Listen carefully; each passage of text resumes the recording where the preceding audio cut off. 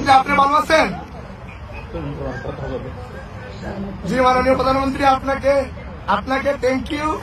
আপনি আমাকে নিয়ে, আমি জানি আপনি কালকে থেকে অনেক দুশ্চিন্তায় ছিলেন।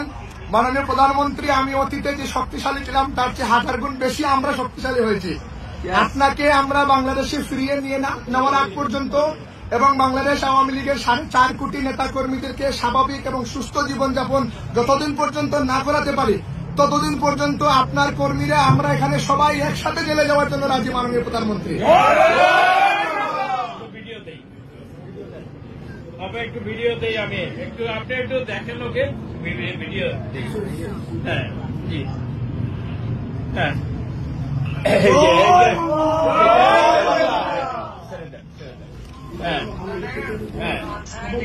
হ্যাঁ সবাই আছে এখানে, সবাই